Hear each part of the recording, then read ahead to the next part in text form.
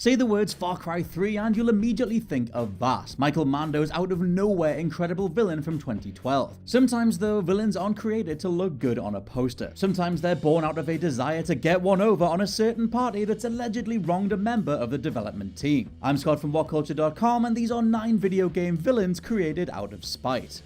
Number 9. Buff Gamer and the ECHONET Game Reviewers. Borderlands 2. Despite the original Borderlands receiving positive reviews from most critics, developer Gearbox couldn't resist the urge to throw some shade at those who weren't quite so charitable. In the optional Matter of Taste mission from the DLC pack Mr. Torg's Campaign of Carnage, Mr. Torg instructs players to track down a number of obnoxious video game critics and murder them for negatively reviewing some of his favorite games. The ringleader of the pack goes by the moniker Buff Gamer, and players are also asked to slaughter ECHONET's general reviewing staff too. Using Mr. Torg to make fun of how seriously gamers can take review scores, a 6 out of 10 rating is referred to by Buff Gamer as sucking, highlighting just how much of a cyclical circus the glorious world of video games can sometimes be.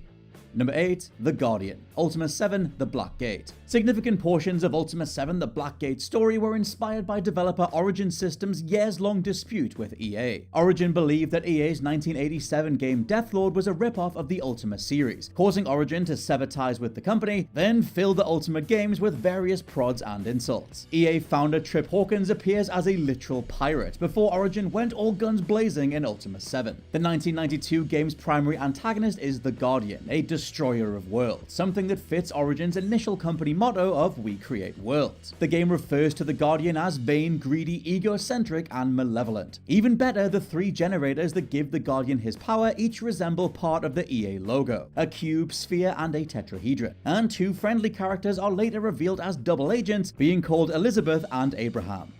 Number 7. Francis. Super Paper Mario. In Super Paper Mario's 3rd chapter, you'll encounter the boss character Francis, a video game-obsessed chameleon who is basically an avatar of every nerdy gamer stereotype possible. Francis freaks out over a hot babe, Peach, entering his room, tries to win her over, then suggests that they get married. To call these interactions red flags would be an understatement, but beyond his social awkwardness, what makes Francis a spiteful creation is the fact he also admits to visiting message boards and criticizing games that he hasn't even played. It's easy to appreciate developers taking aim at toxic members of the community, and Francis serves as a literal punching bag for an industry full of frustrated artists and programmers.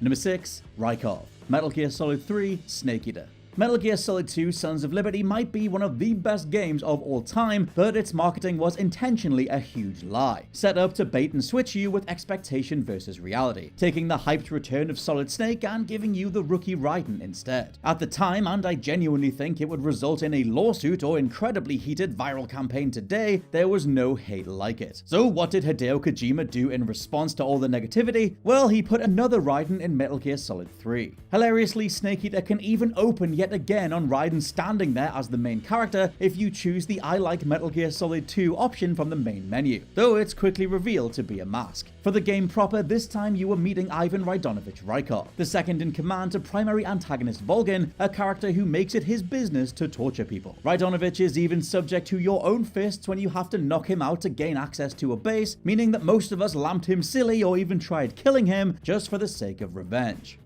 Number 5. PHRAUD HOGSLOP. Postal 2. Postal 2 is pretty much a whole game created out of spite, though expansion pack Apocalypse Weekend makes a certain villain really stand out. One of its missions involves retrieving the master copy of Postal 2 from Bullfish Interactive, a fictional in-game publisher that just released the game. In reality, Bullfish is a thinly veiled stand-in for Whiptail Interactive, and reflects Running with Scissors founder and Postal producer Vince Desi's various frustrations with them. This leads to Postal Dude taking on Bullfish's CEO PHRAUD HOGSLOP, based on Whiptail's president Fred Heslop, where you can later brutally murder him. Apparently this all came from Running with Scissors cutting ties with Whiptail due to a breach of contract, leading to them responding in the most outrageous way possible, getting as close as they could to triggering a lawsuit without actually crossing the line.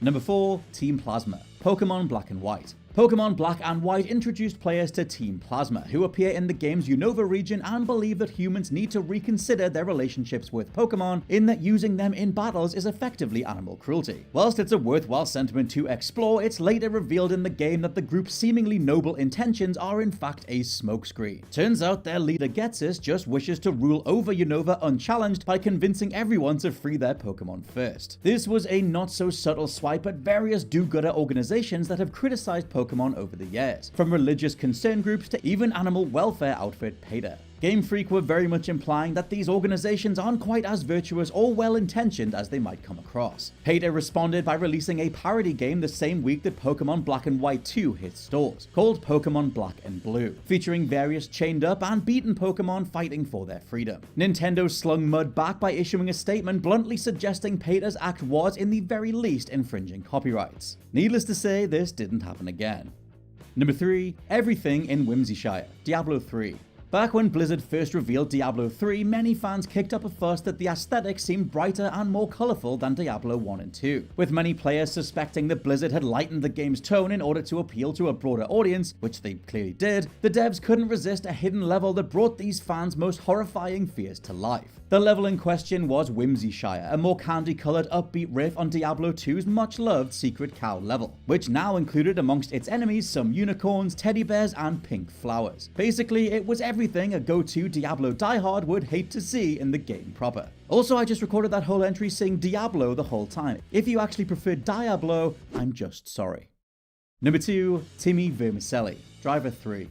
It feels like ancient history now, but back in the 2000s, GTA's runaway success had a whole host of similar titles, quality as they were, like True Crime and Driver, leading to some incredible back and forths. One of which was the increasingly acidic feud between Grand Theft Auto and Driver. Rockstar actually did throw the first stone across Grand Theft Auto 3 and Vice City, where in each game a mission involved players killing a character called Tanner, named after Driver's own protagonist. In GTA 3's mission Two-Face Tanner, the character is even described as a strangely animated undercover cop, who is more or less useless outside of the car, referencing the fact Driver 2 did do open world running and car gameplay first, but it was janky as hell. In an attempt to get back at Rockstar, Driver 3 developer Reflections included a recurring antagonist called Timmy Vermicelli, who in name and appearance was a direct parody of Vice City's Tommy Vercetti. In addition to wearing Tommy's trademark Hawaiian shirt, he also wears armbands in reference to his inability to swim, something you could now do in Driver 3. You were asked to collect the various Timmys around the map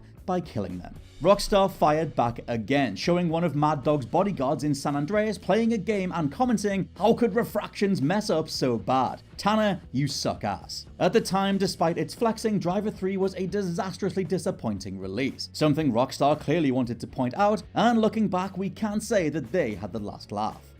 And number 1, WAREZ, NEOGEO Battle Coliseum. Tag team fighting game NEOGEO Battle Coliseum doesn't have much in the way of a nuanced narrative, but its story does involve the shadowy WAREZ conglomerate organizing the tournament itself. They're just looking to take control of the NEOGEO world overall for their various nefarious schemes. Hilariously though, WAREZ isn't just some random acronym, but a reference to wares, the term used in computer circles to describe pirate software. Several years prior to NEOGEO Battle Coliseum's release, publisher SNK went bankrupt, blaming piracy for their inability to turn a profit. SNK was relaunched as SNK Playmore shortly after, and a few years later when NEOGEO Battle Coliseum was in development, they seemingly still had a massive chip on their shoulder over profits being funneled away by piracy or wares. Sadly for them, NEOGEO Battle Coliseum failed to move the needle critically or commercially, so any wider point it was trying to make about the impact of piracy on the industry went completely ignored.